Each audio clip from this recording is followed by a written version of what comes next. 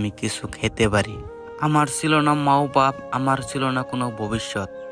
ছোটবেলা আমি জানতাম না যে প্রেম মানে কি, কিন্তু আমি এতটুকু জানতাম লিসা আমার জীবন। লিসার সাথে যখন আমার দেখা হইতো তখন লিসা আমাকে 100-200 টাকা দিত। ওকে দিনের মাঝে একবার দেখা মানে আমার মানসিক শান্তি ফিরে এলো। স্যার, সবকিছু ভালো চলছিল, এমন লাগছিল যে ওই আমার জীবনের স্বর্গ। কিন্তু একদিন আমার সাথে এমন ঘটনা ঘটলো যেটা দেখে আমি অবাক হয়ে গেছিলাম।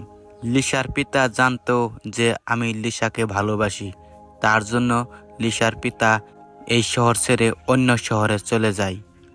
আর লিসাও আমার থেকে দূরে চলে যায়। আমার জীবনটা এমন হয়ে গেল, লিসা আবার আগে আমার জীবনটা যেমন ছিল